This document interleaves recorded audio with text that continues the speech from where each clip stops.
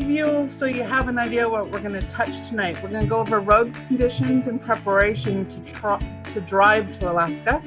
We're going to talk about pets real quickly, reservations, boondocking, activities, connectivity, and then some general questions such as groceries, gear, wildlife, costs, expenses, and what do you do with your home when you're away that long? We've got that secret for you. Gary, Stacy, Spirit, and Sophie. We're taking our motor home around the country. Throughout North America, we're on the road. It's Pau Hana Travels, here we go. I think we are live. Hello to everybody out there. Hello, everyone. Now, I'm going to let you guys know. Hello, Steve.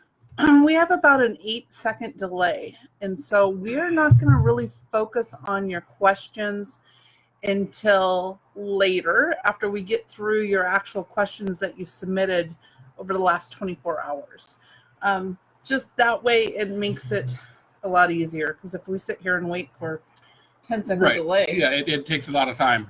So gotta love technology. Right. We've compiled a pretty lengthy list of questions already that you guys have asked us on the different threads that we posted this Q&A session on. So we're gonna probably just kind of go through those questions, and hopefully while we go through those questions, that'll answer any questions that you guys may have. And if not, you can either write them in the comments or however else would they get questions to us. Write them in the comments, I guess. Write them in the comments. Yeah. Here on Facebook, it's recording off of our desktop.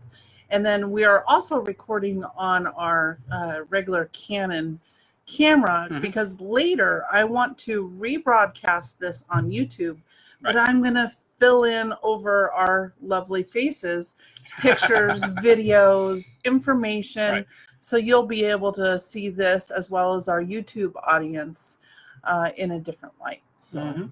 And, sorry we didn't anticipate where the sun was going to be setting tonight. It looks like we're going to get a little bit of sunshine in our eyes, or in the camera's eyes for a minute. So we'll see how that goes. Hi, Don Rimmel. How are you? Hi, Don. Well, welcome to our backyard. We are, if you follow us, we have been home for the past month, and we'll be home for another month or so? 3 weeks to a month or so. We've taken care of some family issues that needed our attention here at home, and that's another thing that we love about the lifestyle that we lead is it's very flexible, so we can adapt to the changing needs that may arise. All right. Well, we have almost 40 people online, so I think we can go ahead and get started. We're about 3 minutes into our live. We do have a little checklist that we want to do, so let's just can I block the sun at all? Nope. And I feel like the sun will go down in a little bit. So if you don't know who we are, my name is Stacy Quimby, and this is my husband Gary. Hello. And we have a YouTube channel called Pau Hana Travels. We also have a Facebook page, a fan page, Pau Hana Ohana.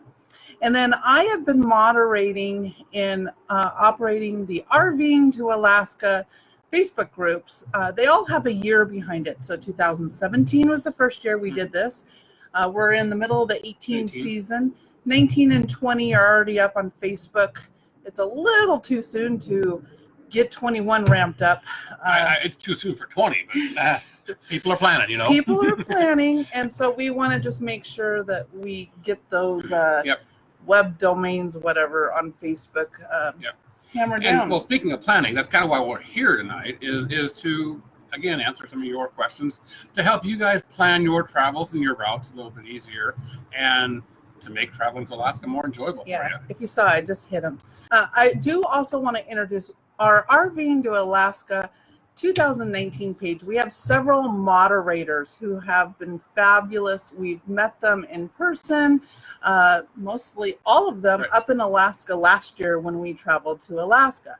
Our first administrator is Jason Midgley. He lives in Alaska. He summers up there and then snowbirds down here in the lower 48 in the winter. Is that well? Yeah. He stays down here in the winter time. That's right. And then we have Nick Nudell. He traveled with us up there last year, and we got to Just recently saw him in Denver. We saw him in Denver, and we also we had dinner with him up in north of Fairbanks one time. So. And then we have Kat Hiley, and she also traveled last year and was a work camper up there all summer. Mm-hmm. So we've got a great team, and we are always looking for other administrators to help us admin, because when we're on the road, it is hard to keep the page civilized. No, I shouldn't say that. You guys do a great job of keeping our pages civilized, but we still do have to moderate it so we don't get a lot of that crap that can end up on some of the Facebook forums. And that's why we have rules, and we do ask you that you go look at the page rules and just please respect them. Sure. Next, why we started this community. The RVing to Alaska community, why we started it? Well, we like to give out information. Well, we just like to share what we are doing with others, and it just grew into a community, and people were using each other's information to aid in their travels up to Alaska through Canada or however they're doing it.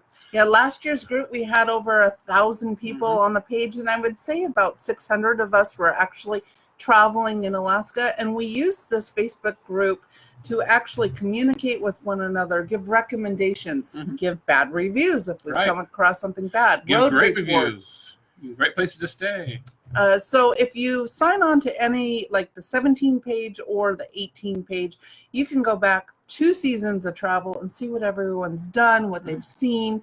And I feel both groups have been moderated really well. They've done great. You guys have done. I kind of stay out of the is it monitorizing? I don't know what the word is, but anyway, I kind of stay out of that. That's her cup of tea, her cookie.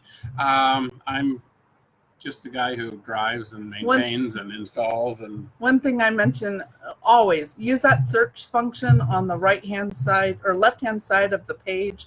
If you want to find something, search there first, because it's probably gone over 50 million times. So that way you won't get go use the search button. Yeah. We also, as YouTubists, we have our own YouTubers, content creator. There you go. Because we're not only on YouTube, we're on other platforms. MyENTV. But we have developed over 80 videos on the RVing to Alaska topic alone. A lot of videos. We have over 200 videos and 200 videos and all sorts of topics of boondocking and maintenance and tips and trips and solar. But we have over 80 from our adventure last year. And so you can learn a lot. We have all our drive days on there, activities, boondocking locations. So we give you lots of information. Yeah. Okay. We'll move. One more thing about our community. If you are planning on going to Alaska in 2019, the 18 group started this, and it has been fabulous. We have decals. These decals you want to slap on your rig or on your car, and when you're traveling and see a fellow group member with the decal, you might knock on their door, set up a happy hour. Lots of friendships and relationships have been made from these decals. The big one's 1 foot in diameter, it's $15. The small one is 5 inches, that's $12. You can find these on our website at pauhanatravels.com/store, I believe. Yep. There's some other Pau Hana gear and other RVing to Alaska gear like coffee mugs, t-shirts, bags. So you can check it out. And if you're wondering, because a lot of people, they're like, that's a coffee mug? No. They're Alaskan bare feet. Yep. With the Big Dipper. All right. So let's get right into our questions. People are talking a lot. Brian Boone, how are you doing? Audrey, hi. Dawn again. All right. So what we've done is, these are all of your questions in the last 24 hours that have come through, and we're going to hit almost all of them. I'm also going to set a timer for 1 hour so we don't go all night.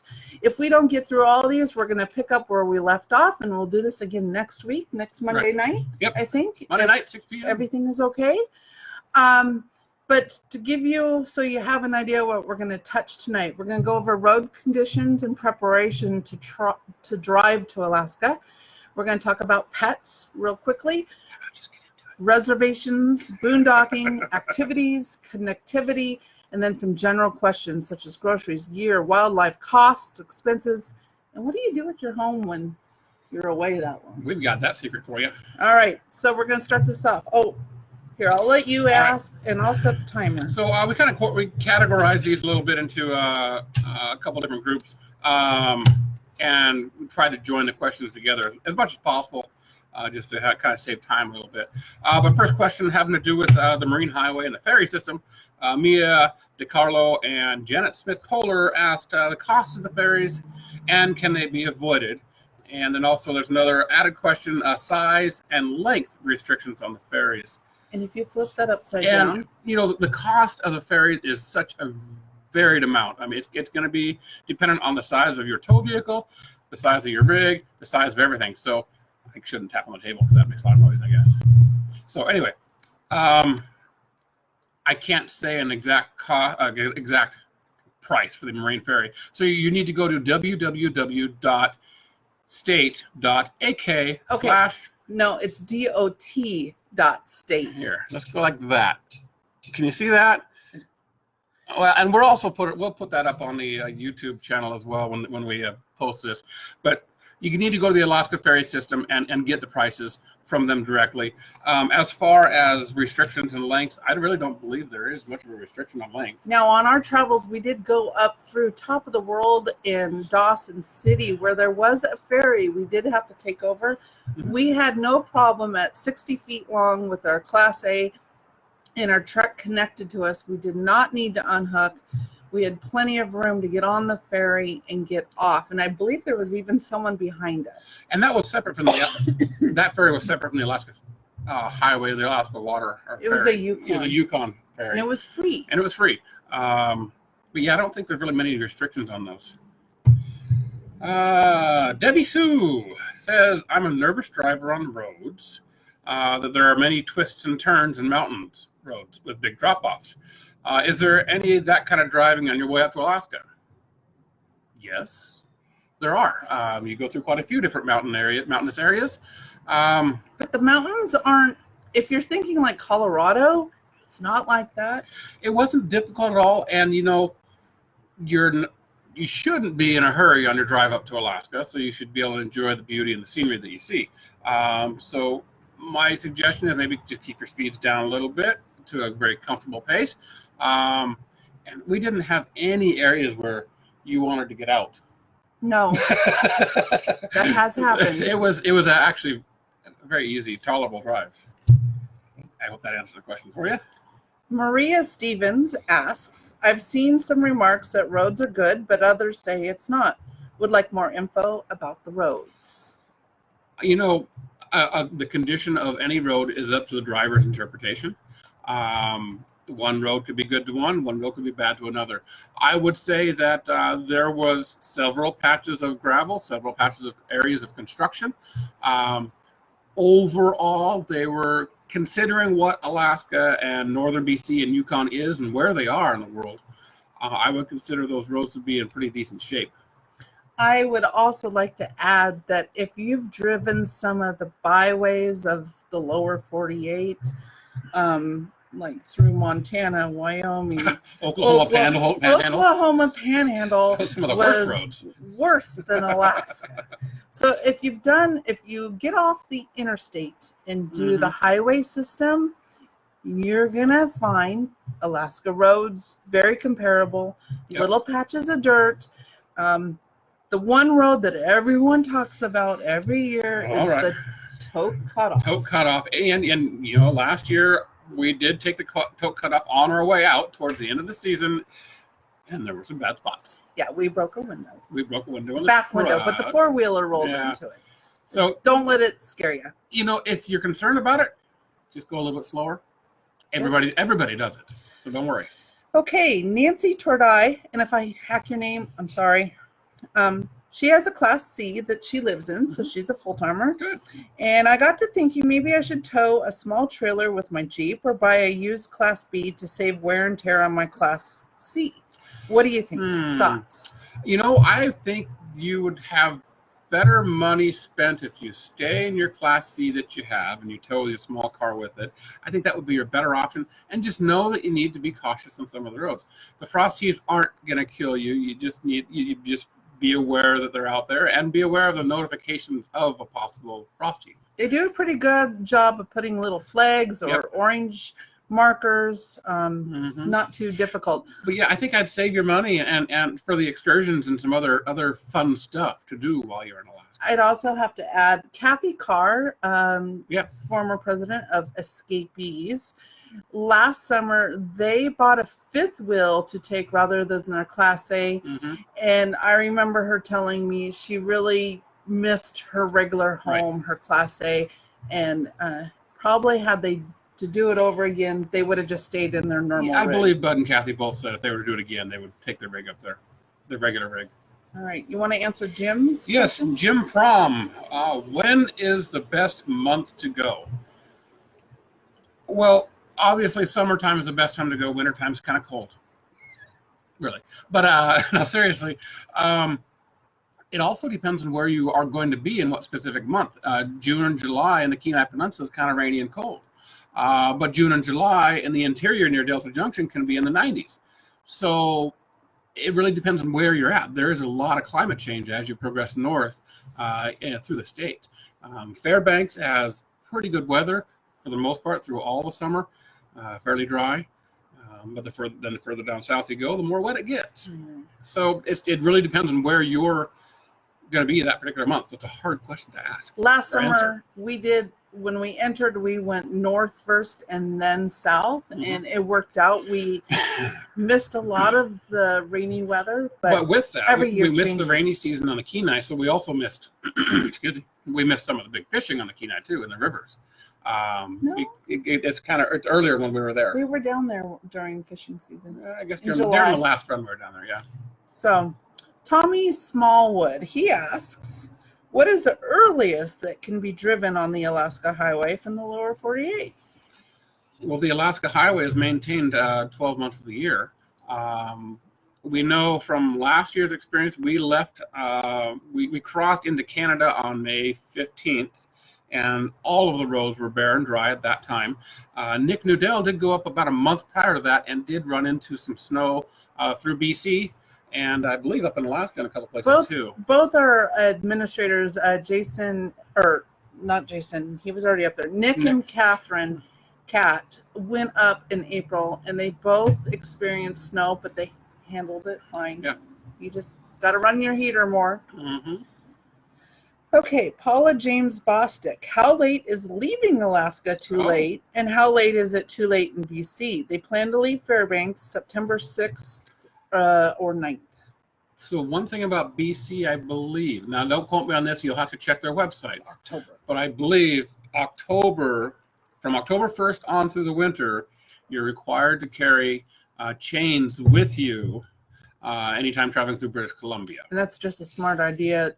But even smarter, if it's a bad snow day, you just don't go. Just don't go. Stay parked. So if you're planning on traveling through BC later than October, you'll need to carry chains with you. Exiting Alaska the end of mid-September to the end of September should be fine. We left the first week in September, I believe it was. We left the state September 6th. Yes, and it was a great timing. And you really do want to stay at least that long, if not another week longer, to see all the beauty of the fall colors. So Daryl Zeman would like to know, what is a realistic transition speed on the Alcan? We want to keep driving to 8 hours per day, and we're trying to plan stops. And what is the longest fuel stretch, or is longest fuel stretching required? Well, shoot, longest fuel stretch. I don't think we went more than 100 miles without seeing a gas station. Maybe 150 miles. That's not true. Really? Well, we detoured off the Alcan. We gassed up in Fort Nelson, and we went to Northwest Territories, came back down and gassed up in Watson, and we came in just above empty.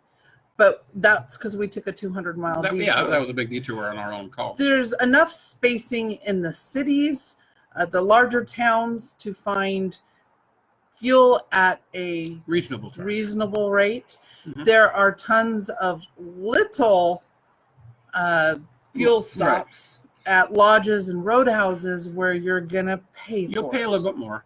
And as far as your realistic transition speed, that again is a hard question to answer because, you know, we took 3 weeks to get up to Alaska from our home, and that was fairly fast for us because we wanted to stop and see as much as we could. If you're just wanting to jet through Canada, you could probably do it in 10 days. We transited in 10 days coming down because I was homesick, and that was pretty fast. That's pretty fast. But you know, we did have 2 stops that were 2 days. Right, we did. And BC, British Columbia, is not really a place you want to skip. There's a lot of beauty there. And the Yukon. We always say the best thing about going to Alaska is Canada. It's gorgeous. So plan time to go and spend some time in Canada. It's worth it. Yep. All right. Michelle Deals Graham. Would it be a good idea to get a grill guard on our truck? They are pulling a fifth wheel. Also, is a CB radio a good idea? So a grill guard for the truck, I'm wondering if you're thinking about wildlife crossing the road and protecting your rig from the wildlife. I don't know if that's really necessary. You know, we experienced the roads that we experienced up there, and we drove most of them had a very wide shoulder. The vegetation, like 50 feet to 100 feet off of the shoulder, was cut down, so you could see if there's any wildlife coming across the road. So that wasn't too bad. What I would maybe suggest is some sort of guard on your fifth wheel overhang where it comes down behind your truck, maybe some sort of reinforcement or guard there, or a extra rock guard behind your tires from kicking up rocks, just to help protect your fifth wheel a little bit. I would say for those motorhomes towing a toad, also some sort of rock guard would be very beneficial. Right. We had pitting on our front bumper of our truck. We solved that by rhino lining the bottom portion of our vehicle, which looks really sharp now. But that might not work with every towed vehicle that you have. So maybe a net. We had 0 rock chips on our towed vehicle from towing. They were all drying rock chips. He also asked about a CB. We had thought about a CB radio. We'd never purchased one. So I really don't have good information about that. I have heard people have used it before. It's a lot about the truckers use it a lot more than the vacationers would. The other thing too, if you see a car broken down, most people will stop for you. So a CB isn't really that necessary because you're going to be paying attention if someone needs help, because if you were in that same situation, you would hope they stop for you. So it's common courtesy. If someone's broken down, most people will stop. Brian Boone just asked, it would be cool to have a big gathering. I think we're going to have a RVing to Alaska camp out at some point. We're also doing an Escapers Convergence if you're an Escapers member, but somewhere in the summer, we're going to do something for this group. I think that'd be a great idea. Yeah. So stay tuned, join the group, follow along. That's a great question, Brian. Thank you for that. Warren McIver. Anything I can do to protect from cracked windshields, and how many spare tires do I actually need? For your rock chips in your windshield, the best thing to do is go to an auto parts store and get your windshield repair kits. They have them. They're in little 2 or 3 repair kit things at a time. That doesn't make sense, but there's enough repair material in the kit to repair 2 or 3 cracks. And it is the kind of thing that you pressure the juice into the cracked window and it seals up pretty decently. There also are a lot of rock chip repair guys in the bigger towns. Also, clear tape. Clear tape works over it too. We didn't have many difficult times with rocks. We didn't get any chips in the disco. In trip. We drive a Class A motorhome. We did not carry a spare tire. We did not receive a flat tire at all. We have heard of other people having several flat tires. So it just, Luck as of the far draw. as carrying a spare, it's luck of the draw. I would suggest if you have the ability to carry a spare easily, take one. All right, Pam Sanders Jackson. She's in a fifth wheel and says, should we carry extra fuel and more than 2 spares? Wow, 2 spares. That's a lot. If you had, like I said, if you got space, take them. Some people needed them. We didn't, but we're not everybody. Extra fuel is always nice because that means you can just skip that overpriced gas station. I would also mention fifth wheels and trailers, leaf springs, and what's the bolt? If you can, yes, if you can get a spare set of leaf springs and what the heck is that part You called? just said it the other day. I've always just said leaf springs, but you said something else. The shackles, the shackle bolts, and such like that. If you can get extra leaf springs and shackles and carry them somewhere, that's really nice. I know Nick Newdale had a horrible time with that, but that was a manufacturer defect, not because of the roads.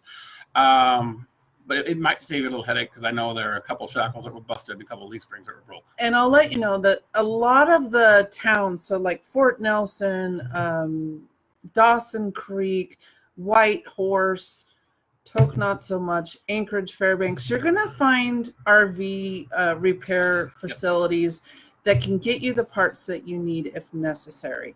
So you may have a day or two of inconvenience or downtime while you're waiting, or 3. It's not shipping it's not is a little downtime. slower up there, but It's time to explore more stuff. yeah, then you just get out and explore. Good idea. Yeah. Okay, Bill Pappas, does it make sense to carry a portable waste tank to Alaska? No, we never did. I think would so. say Alaska is one of the friendliest RV states out there. There were probably more free dumps in Alaska than we had found all in the Southwest. Water was almost no issue. Dumps. The only thing that you're going to be fighting is if you come up early or leave late, because they do turn off the water in the winter months. Yeah. But gas stations, convenience stores. On the fuel note, if you run a diesel rig that requires DEF fluid, nowhere in Alaska will you find DEF fluid at the pump. Anyway, if you can, get a couple of those extra 2.5 gallon DEF containers or DEF fluid containers and carry them with you. Make space for that. Make space for that. It's just it'll save you a few bucks. I think I paid about $25 for one 2.5 gallon container at one point because I wasn't. Well, that prepared. was at the Continental Divide Roadhouse, who was closed, but luckily Yes. had one for us because we were ill. And the one he had for us was partially frozen, so I couldn't use it right away. All right, Liz Osborne, we have a 43-foot fiver. What road should we avoid or take? Just don't go to Prudhoe Bay. You'll be fine. Yeah, so the Dalton Highway and the Dempster. Yep. Our suggestion, if you want to hit those roads, drop your trailer somewhere and tent camp in your tow vehicle or towed. Well worth those roads. Just don't take your bigger rigs. If you want to go to the Chino Hot Springs outside of Fairbanks, it's a bit whoop-de-doo. That was the hardest That was road probably the hardest on road the we RV. did. But it's worth it. It's so worth it. Just go slow. Was there another part to that question, or was it just that wasn't the gas station question? No, it's Nope. coming. Okay. Gas. So Rhonda Fitz asks, gas budget needed. I'm struggling with liters conversion, gas station cards or cash. Now, I think this would be a good graphic for the YouTube video when we repost it. but it's 1 U.S. gallon equals 3.78 liters.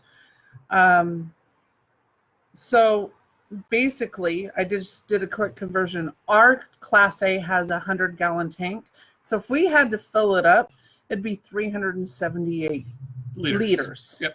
Also, on that same note, as of today, right now, and this is about the same it was last year. Oh, yeah, it is. Conversion U.S. dollar to Canadian dollar. 1 U.S. dollar is worth $1.30 in Canadian. So we're benefiting right now. So we get a little discount whenever we purchase in Canada. Now with gas station cards, if you live in the United States, it's not worth it because they don't have Chevrons, Texacos, those. They have their own stations up there. What we did is we found one of our credit cards did not have foreign transaction fees. And so that way we always got the best daily rate, conversion rate. And we used that either Visa or MasterCard. Very little American Express and very little Discover. I did find there was a station in Watson Lake that took Discover, so I gave our other cards a little break when we were in Watson. Spread the wealth a little bit. Just a little. Neil Davis, let's see, where are we on time? We have a half an hour. Half an hour. It says 31 minutes live right there too. Neil Davis, are most of the gas stations large enough for a 43-foot Class A with a toad to get in and out without unhooking or backing out? You will be surprised at how RV friendly Alaska is, and even British Columbia and Yukon Territory. Everybody is very friendly with RVs. We had zero problems. Even getting into the Costco and in Anchorage and this and that was no big deal. There's no truck stops. There's no truck stops. So even the truckers have to use the same gas stations that you're going to find. So you're going to fit without issue. Yep. Patty Turner, what is the availability of diesel fuel? Do we really need an external tank? And then a couple different. Those will be addressed or have been addressed. External tanks would be great because you fill that tank up and you can bomb through and pick and choose what fuel stops you want to choose or stop at. You could skip some of those where the fuel is really jacked up in Canada on the diesel Alcan. Fuel is available at almost every stop up the Alcan. I don't even worry about it. You'll find it. And especially if you have an extended tank, your money. Yeah, most definitely. And it's not necessary, but it helps. Yeah. As far as I was going to say, the other question that she had there, that's it'll be answered later on down the road. So Paula James Bostick says, off the wall question. After struggling to find real ultra low sulfur diesel all through Iowa, corn country, wondering if all of Alaska and Canadian diesel is ULSD. All diesel is ULSD. Ultra low sulfur diesel, yes. We had no problem with our diesel pusher finding the right fuel for it. Even way up in the Northwest Territory, up at Fort Laird and Fort Simpson. Fort Simpson on the Yukon. No, I wouldn't even the Yukon River, McKenzie River. Anyway, we had no problem finding the correct diesel anywhere. It worked out just fine for us. Beverly Couts Clark. Pros and cons of going it alone. Oh, we're moving on. Sorry, I just realized our road. We've transitioned to a new topic. Pros and cons of going it alone or with others. And Erica Ransom on the same note, is it safe to travel solo? We had a couple of friends who were solo travelers, solo female travelers. And it was well, female and male. Yeah, female and male. They actually ended up hanging out. They did. They still do. She came back from Spain. Dana and Mark. Yeah. But Dana had no problem. She had no safety concerns on her whole trip in Alaska. Stephanie Sykes did it by herself too, right? Yeah. Yeah. So I don't think there's that situation. Again, we're not a solo traveler, so I can't really dive into that detail. We always felt safe. Yeah. I mean, I think Dana always did. It's not an issue. Pros and cons of going alone or with others. Everybody has their idea of what they want to do. You know, we want to do this, and your other couple friends might want to do something a little bit different.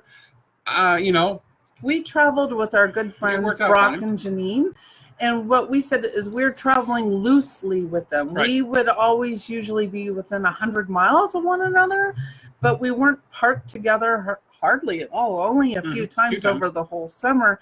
They had different needs than we did. They had to be connected to the internet at all times for their jobs. So, but we did connect together and do our excursions together and this and that. Sometimes they were just like in the RV park 200 yards from our free boondocking spot. We did have another couple of friends who went up there with a organized caravan, Jim and Brenda, and they enjoyed the trip, but they wish they would have been able to have more time on their own to explore the stuff that they wanted to see and not necessarily what the caravanners wanted to see. Even with the caravans having free days, it wasn't enough for them. Right. So they learned that was a one and done. It's for some, and it may not be for others. There's benefits to both. All right, moving on. Pets. Steve Go. Paperwork. Well, what paperwork will I need for bringing a dog or cat through Canada and back into the U.S.? It's all you, babe. Well, I just looked this up because it's changed slightly in 2018. From what I can tell and everything that I looked today, health certificates are no longer necessary. However, you do need proof, not just a tag, but paper proof that your pet's rabies certificates are all up to date. We found Canadian Customs never asked us whatsoever about the paperwork for the animals, our two dogs. About the rabies. However, no, they didn't even ask.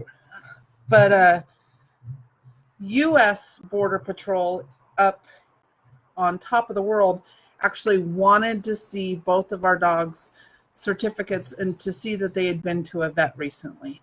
So I think we will still take our dogs to the vet right before we leave, just to show that they're healthy, they've been seen by a vet, and make sure all their shots are up to date. Let's see real quick. Hello, Robert and Chris and Gwen.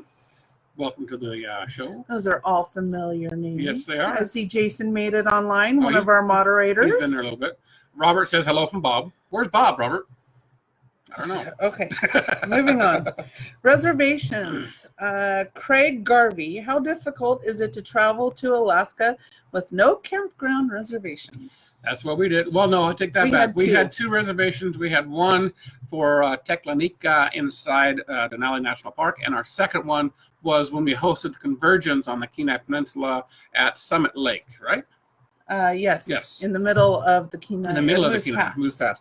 Other than that, we did not make a reservation at all. And those two reservations were for very specific needs. But we don't normally travel that way. No, because our travel, we might find a spot and decide we want to stay an extra day or two. So there are spots nearby Denali National Park that you can find that you can still access the park to from a short drive. We ended up staying one spot for 12 days, and we're in and out of the park. But we were very lucky. I would say if you want to spend time in Denali, make reservations there just to be safe. We also are finding it's harder this year to boondock in Valdez, so you may want to book a spot down there. Yeah, that's right. You said Valdez Lake. It's no longer free. No longer free. And for Denali, Kathy Wyant Graphus, is it too late to book for Denali next year? No, December 1st. That's when they open up for the following camping season. And that is for both Teklanika, which is inside the park, and Riley Creek, Savage, and the others. All of them. So their reservations open December 1st. Highly recommend Denali and highly recommend reservations. If you want to go to Teklanika, you got to be under 40 feet. There's tons of debate.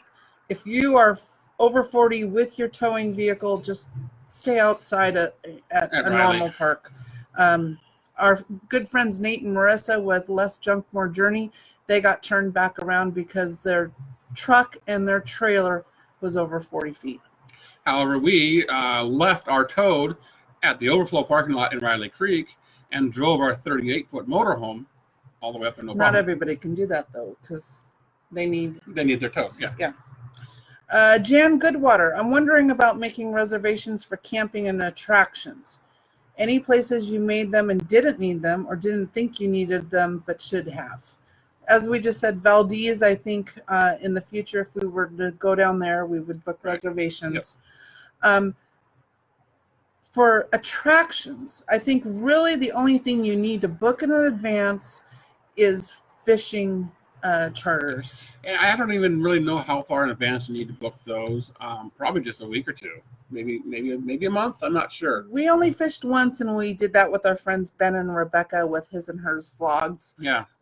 So we were on a private vessel, so I can't really say much to that, but I would probably book that in advance. We got the Tour Saver coupon book, and that needed an advance notice, as did the train. The train needed advance notice. They needed it at least 48 hours. And there's a Tour Saver, and there's another local. The Northern Lights. That's right, the Northern Lights. That's book. like the entertainment book that you might find in the lower 48, which I like that one because then you can get haircuts, oil changes, restaurants. The Tour Saver is just tourist attraction things, but the Northern Lights has a lot of those same ones, plus everyday daily use. stuff. Dog groomers even, I think. K. Ellen Jefferson, how plentiful are the boondocking opportunities in BC, Yukon, and Alaska? Plentiful. Very plentiful. However, British Columbia does restrict roadside camping quite a bit. They would prefer you to go into one of their government campgrounds. However, if there is a side road, a frontage road, you can park on those. Yes, but not right on off some areas, some like of the Pink pull-off. Mountain. Yes, that's right. Some of the pull-offs off the highway, just like little restaurant pull-offs, you're not supposed to.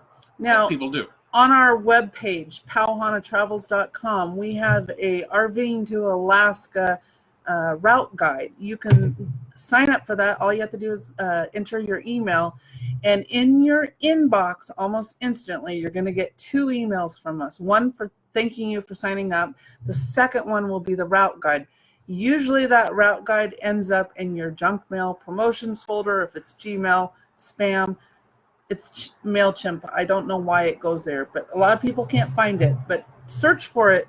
It's there, and we list every place we boondocked, as well as in campgrounds and RV parks, with price and websites to give you an idea. Our route that we took last year. And so as far as Yukon and Alaska, they were plentiful everywhere. And generally in Alaska, I'll say, generally, if there isn't a sign that says don't, You can. assume you can. Don't call the fish and game department like I did. Anyways, moving on. Jan Lake. Camp Cindy May Walker. No, because I might get away. there. Then we won't be able to camp there. Cindy May Walker. Finding boondocking locations, if not on Compendium, and finding places to dump tanks and get fresh water. As we mentioned, the water and dump is pretty easy. As you're going up the Alcan, stop at the visitor centers, and they provide little newspapers, and they can tell you where you can dump. Also, the milepost is a great resource. It will give you some information as to RV parks. There's tons road pull-offs, this and that. And there's tons of apps out there other than Compendium. However, we love Compendium. Free campsites.net, RV parking, overnight RV parking.com. We updated to those all last summer as well. There was plentiful amount of boondocking almost anywhere you go, and we loved it. That was the best way to camp. We stayed out of RV parks 90% of the time, 99% of the time. Cindy May Walker, finding boondocking. Oh wait, we already did that. Patty Gillis Hamilton. Are reservations required at campgrounds besides Denali? And how much time should be planned in Seward, Valdez, and Homer to see everything?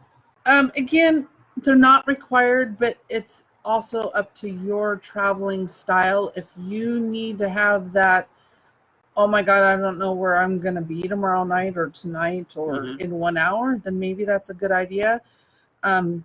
We're fully self-contained with solar. We don't need electricity. No. Every once in a while, I may have booked. There's a second part of this question. In advance, just because I wanted to do laundry. How much time should we plan at Seward, Valdez, and Homer? Again, it's just really going to depend on how much you want to do. Seward, there's several things to do. Valdez, there's a lot of things to do. They're both. Well, they're all termination towns. Yep. They're all pretty small. I could say you could probably get it all done in 3 days if you were really busy in each town. I would say 3 to 4 days in each little town. To be sure to and feel that would be a comfortable length of time. I think we spent 5 days in Seward, 1 day in Valdez, Well, no. 5 days in Valdez, Valdez, 1 day in Homer. and 1 day in Homer. Not even a day in Homer. Well, It's just we a dinner. visited. We have to go back We'll there. go back to Homer. We left things to do next year. Absolutely. Did we say we're going next year with all you guys? Right, we'll be there next year. And you won't be able to do it all in 1 year. That's why we're going back. This year, next year. Yeah. We're thinking about buying land up there. Hey, don't tell anybody. Shh. We got 70 viewers. Yeah. Woo! This is awesome. I love our Alaska community. It's nice, guys. Sally Fuller. Where are boondocking locations? It seems like some areas okay, you kind of covered this. Right. They're everywhere. They can be grocery stores, pullouts, gas stations. The IGA campgrounds. Glen Allen allowed us to park overnight. Not necessarily boondocking, but they allowed us to park overnight. Sally, again, go check out our route guide. That will really help you, give you some ideas. There's some other great YouTubers up there right now. We're not the only ones that have filmed Alaska. As we said, His and Hers Vlogs. Less Junk, More Journey is up there right now. Keep Your Daydream is up there right now. Motorhome Experiment. Lives up there. No. Oh, no, they don't. No, that's the people we met in Mead, Lake Mead. So there's quite a few. Freedom Theory went a couple of years ago. So there's tons of information you can find from our fellow YouTubers. Roman Butchberger, sorry if I hacked that one. How important is keeping a schedule? Did you miss out on anything one way or the other? The thing with keeping a schedule is you have to keep to that schedule. If you have an unforeseen situation where a breakdown, a flat tire, or something like that, your schedule's broken, and then it's tough to catch back up. We're the kind of travelers who really don't keep a schedule because we might go somewhere and find we thought about staying there 2 days, but we wanted to stay there 5 days because there's so much more stuff to see.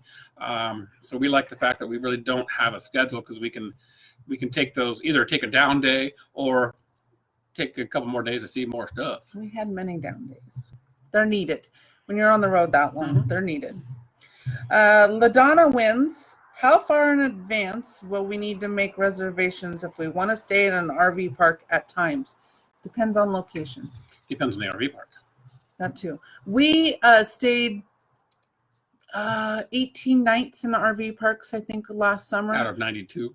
Out of 99. 99, yeah. 95 in Alaska. And most of them were same-day call-ins to see if they had space available. So it is doable same day. Most of them have walk-up spots. Okay, we're moving on to activities. Ooh, what's there to do? Don Datchner. We want to fish, but it seems very complicated to figure out where they are running. Is there a route that we can follow that will coordinate us to the salmon runs? Basically, the coast. Yeah, stay on the coast or the rivers of the Kenai. Cooper Landing, Seward, Homer. Some places out of Anchorage are pretty decent too, I guess. But it's all. Just go check out a guide in the town, or call up a river guide that's in one of the towns you're looking at going to.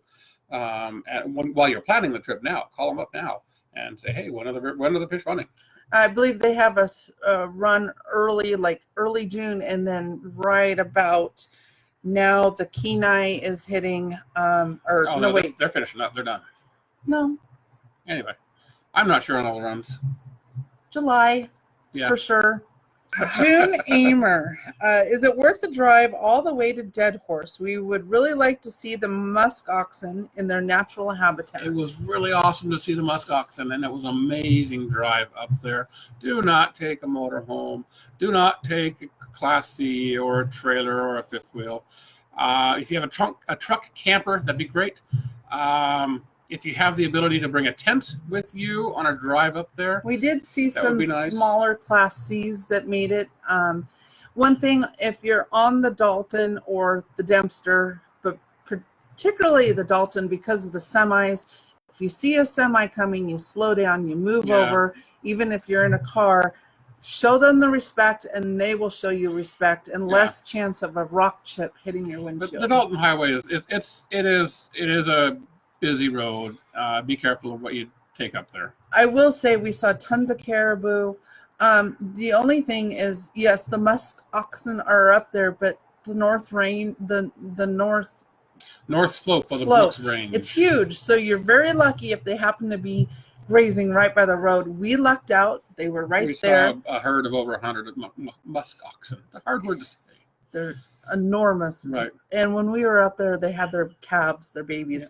Very adorable. Monique, just to answer your question right now, we have a 38-foot Class A diesel motorhome, the Fleetwood Discovery. Okay. Becky Gladden Peck, I have 10 to 14 days. What is the most important to see or visit? She's renting an RV in Anchorage for 2 weeks. Just go to Denali, spend some time there. Maybe after you do Denali, head down the Kenai a little bit and play around there in the fishing spots. You're really not going to have a whole bunch of time to see much in that short time. But that would be about it. And maybe when you're in Denali, if you can take the Denali Highway a little bit interior. Go into Talkeetna. Just to see what the Alaska Range looks like. Mm-hmm. It's beautiful. Yep. Cherry Pazina, what are your top 5 places you would recommend to see? Dead Horse. So Dead Horse, yeah. Prudhoe Bay was amazing. We took the tour. Do we want to tell them about our secret spot in the middle of the Alaskan Range where we're going to have a convergence? Isabel Pass. Isabel Pass on the Richardson Highway is gorgeous. We have Jason to thank for that. Yep. It's BLM. It's dry camping. Very little service. Very little neighbors.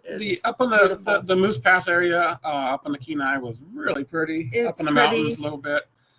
And then I would say Nanilchik. Kennecott was really cool. Okay, that's 6. Oh, that's 6. Okay, done. Toke wasn't that great. All of Alaska. It's really hard to come up with a really favorite spot. There's so many different areas. Cindy and Fred Kerber ask, should we take our bicycles? Would they enhance our trip? They currently transport them on the back of their Class B. We took our Specialized cross-trek bikes up, and they probably came off the bike rack 3 or 4 times. If that. However, we're not big bikers. We probably should have taken them off more. Bears. Did they enhance our trip? Probably not. Will we take bikes again? I don't know. Bears. You're bear scared. You need to be bear aware, not bear scared. There's a difference. I would leave them home this time. If we have e-bikes now, and they're not going to go to Alaska with us. Well, and there's another reason for that too. We're doing some other extended trips with the truck. So, yeah. Bill Pappas again. Which data services work the best in coverage, AT&T or Verizon? That's your question. They both work fairly well. However, overall of Alaska, I would say AT&T wins the game. Verizon did very well on the Richardson and the Glen Allen area down to Valdez. Also worked really well in McCarthy, Kennecott. Those were the only areas that AT&T suffered. Everywhere else, AT&T was our primary go-to. We were still able to upload videos to our YouTube channel when we were up there. Stay connected with friends and family. How about going through Canada? Canada, well, here. That's probably a question answered later, isn't it?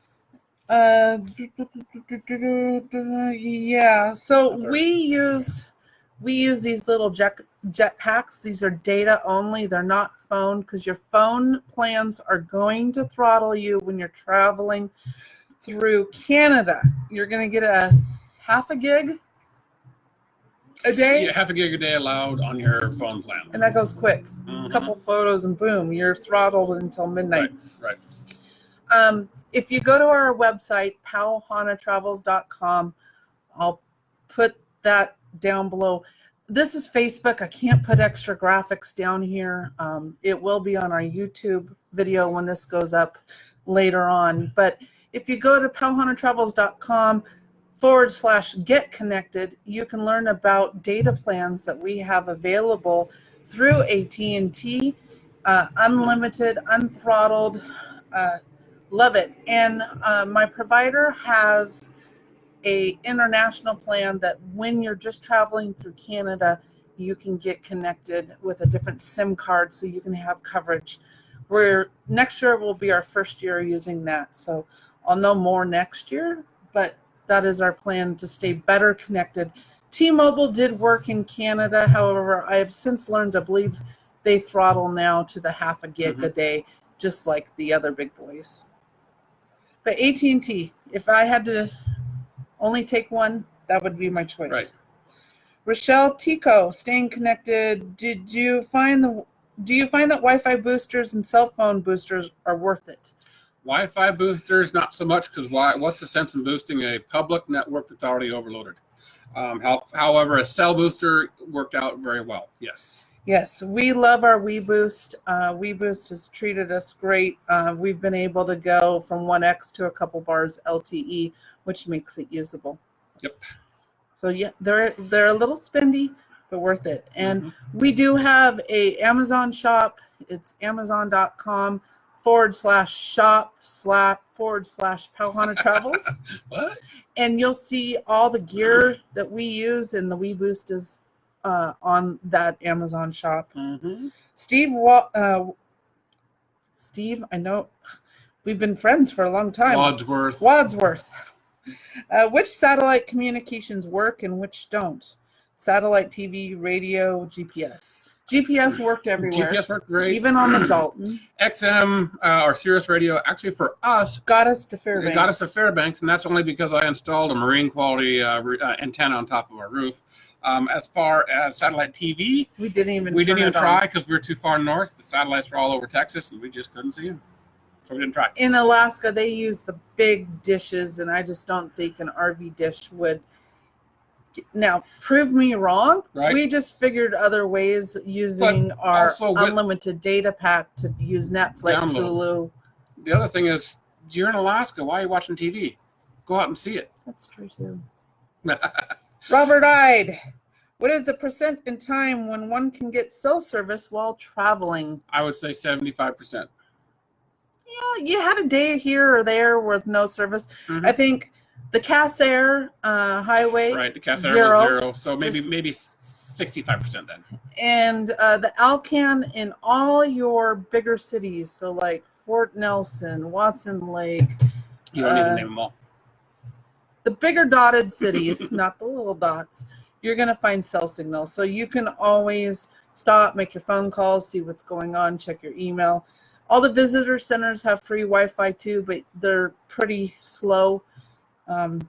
We're approaching an hour now. We've got 4 or 5 more questions. We have 12 minutes left. Okay, 12 minutes for the hour of questions. Gotcha. Yep. Okay. Robin Rappel Linhart, what's the price of groceries? Frequency of grocery stores, and how much would you bring from home? Actually, the smaller the town, the more expensive they are. Costco prices in Anchorage were just like Costco prices in Seattle or wherever. So the bigger towns have the more competitive prices. I would also say Sam's Club is no longer in Alaska, so if you have a Sam's Club, you might want to get Costco, so you can get the cheaper fuel as well as the cheaper groceries. Grocery stores, almost every town has a decent little grocery store. We did have some times on our exit when we were heading towards Glen Allen where it was tough to find quality foods that we were looking for. Seward was really expensive. Yeah. Glen Allen was off the charts expensive. Right. So it is more expensive for groceries up there, but your Fairbanks and your Anchorage and your big towns, you do your big shops there. Do not plan for groceries in Denali. Going through Canada, groceries are expensive. So just know that they're expensive. However, you get that small little discount with the conversion. That 30% difference. Jorge Enrique Palencia, what gear should we carry? Well, what gear are you referring to? That's really a big open-ended question.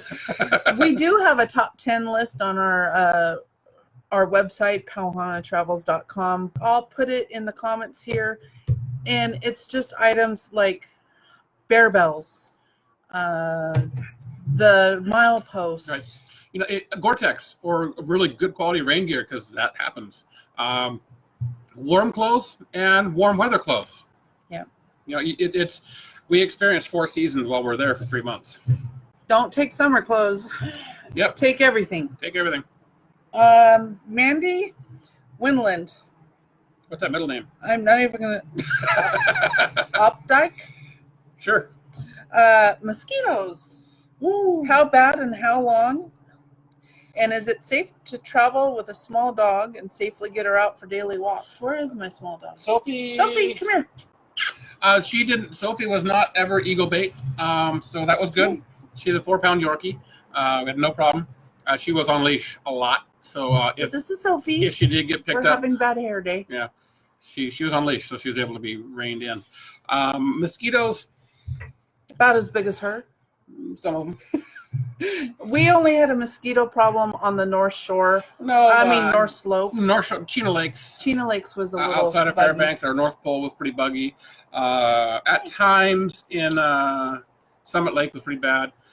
I think we honestly just kind of missed it the way our route went. Yeah. We didn't have we expected huge bugs, and maybe our expectations were bigger than the actual. And I would definitely recommend the Thermacell product. It's an outdoor product that works great to keep the bugs at bay. Mm-hmm. We ran that thing a lot. Dave Hare, what is your website? PauHanaTravels.com. I'll individually comment to you, Right. so you have that in the future. Kim LeBlanc look at that. Hunt. Jason Migley, that's an awesome fact. Thank you. What? Costco should be open in Fairbanks by Black Friday. Yay! That's really good information. Thank you, Jason. Thank you, Jason. That's huge. Jason's up in Fairbanks. That's where he lives in the summer. So Thank thank you. Again, one of your moderators at work. Yes. Kim LeBlanc Hunt and Martha Montgomery. I love you, ladies. Bear safety. There's a difference between There's a difference between bear scare and bear aware. She's bear scared. But I'll be honest, we only saw bears in Denali. Well, a couple of points, but yeah, anyway, it's we saw a lot coming up Yes. on the Alcan. you need to be aware that there are always bears around in any situation. Even if you don't see them, they could be around. Just present yourself as if they're there. They will come through your campsites. You need to leave clean camps. You can't leave your barbecues out. You need to clean your barbecues. Put like pet food in an airtight container if you leave it in your underbays. You just got to think smart. Right. Is a bear going to want to eat? They're attracted to scents, and more than just food scents. Some perfumes and deodorizers and stuff like that, they're attracted to. So that's why your outside camping area needs to be very minimal. Like Stacy said, the food, barbecues and such can't be left out. I do a lot of Traeger smoking, and I had to pack it away every night just because we wanted to keep the bears out of our campsite. Yep. And next year we will hike more, and because I'll be more bear aware and not scared. Thank you. Gwen, you and I have been friends for a very long time, and I still don't know how to pronounce your last name. I didn't try to pronounce it either. Wojkówka. Maybe? So she asks, we've heard this can be an expensive trip. How do we figure an approximate cost to budget for? What's an average to prepare for? And my answer to you is you're going to make it as expensive as you want, or you're going to make it as inexpensive as you need. But it like Stacy said, it's as expensive as you want it to be. If you want to go on all those flight seeing tours, they're amazing, they're great, they're expensive. If you want to go hiking on the glaciers or hiking in the trails, generally that's a lot less expensive than it would be for flying. Here are the numbers. Fuel, and I'll let you know, this changes every year. Fuel is about $1 more expensive this year in 2018 than it was last year. So this is a huge factor. We paid $3,100 in fuel last year. And that was we drove a total of 6,610 miles from Spokane, Washington up and back. We spent $1,230 in camping fees. We were on the road a total of 124 nights. And I believe the breakdown, 68 nights of those were completely free boondocking. 56 was some sort of paid camping, like in a campground, a Forest Service. Still with no services. RV park. Of that 56 nights, 18 were in RV parks where we're actually paying for utilities. But we were only hooked up to full services, water, sewer, power. 2 nights. 2 nights, yeah. So we boondocked a lot, and that saved us a ton of money. Mm-hmm. Our activities, we spent around $1,350, and almost every activity we used that Tour Saver book, which got us 2-for-1 pricing on all of our excursions, which you spend about $100 or so for the book, but one tour and it's going to pay for itself. And we'll try to put all those links to the Tour Saver and the Northern Lights guide in the YouTube description when we put this up on YouTube. It's also in our top 10 things to take. And we've got one more question left, and it's kind of a fun one. Todd and Marianne Burns. Would someone maintain our yard while we're gone? So if one of you want to get in touch with Todd and Marianne, they need some yard maintenance while they're gone. Can you help them with that, please? No. Well, that's kind of actually what we did. We went to our escapers group and we asked for work campers, and we interviewed several work campers and came across some awesome people, Scott and Melissa, and they work camped in our yard, maintained our yard while we were gone. And they're still here. They're still here a year and a half later. Oh, we love them. They're posted up. They're probably watching this right now. Our lower driveway, and they were really looking for a place to settle down. They're full-timers. Their kids are just about to enter school. They wanted to find a place to call home, and we offered this opportunity, and they loved it here, and they're still in our driveway as they look for property for themselves. But it's been fabulous because we can travel freely, and they love the fact they have a home, and it's worked out. So that is an option if you need someone. We use the Escapers work camp or work job opportunities board to post that, and we were very lucky to find these folks. I'm sure there are other resources you can find in your local neighborhoods or local cities and towns that would have maybe that same service. Well, again, we want to thank you all. Just so you know, Pau Hana Travels, I'm going to spell this out. It's PAUHANA travels.com. Pau Hana in Hawaiian means done with work, quitting time. And what about happy hour? Happy hour, yes. And we use this time to bring information to you guys. And Alaska really is our niche. We're going back. Somebody's angry. I saw an angry face go up. Who's that? We're going back next year, and we can't wait to meet a lot of you. We're going to be looking for these decals on your rigs and having meetups and campouts. And find us on YouTube. Go hit subscribe. Start binge watching our 2017 summer up in Alaska. You're going to get tons of information. 80 videos, something like that? Over 80 videos. We're also coming up in the RV Nomads movie. We are co-stars in that with some huge RV names. RV Love, Drivin' and Vibin', Less Junk, More Journey, Always on Liberty, Audrey Callahan, Hebert's Travels. There's tons of them. Who else? I don't want to. RV Camille, Chickadee. and Bryce. What's theirs? Wheelin' Rambo. Anyway, there's 12 other couples. We're done.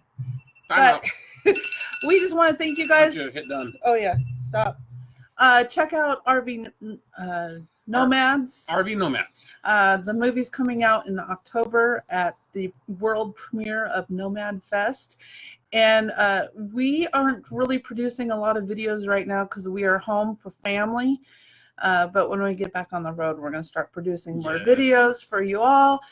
Be sure to join our Pau Hana Ohana Facebook group. It's where you're going to get our day-to-day, what we're doing when we're home or out and about. And again, I want to do these videos once a week for you guys, and we'll hit some different topics. We went through all these questions, so if there are more questions that we didn't hit, think about them. Send us more. Send us more. I can't believe we got through all of those. We kind of went through pretty quick, guys. And thank you for staying on with us. We maintained almost Well, we're still at 61 people right now. So hour. This is an amazing group. I'm so glad that Stacy has had an opportunity to create this group and moderate for you. And I got to thank Bruce Ketchum for doing the 18 group Yep. and keeping me at this. And I think it's been fabulous to provide this information for you all and help. Alaska changed our lives, and it's going to change yours. Well, like you said, it's not as big and bad and scary as everyone makes it. It's very attainable for almost anybody. So, yeah. All right, there and do it. guys. We'll see you up there. So we'll see you next week, and until next time, Pau Hana.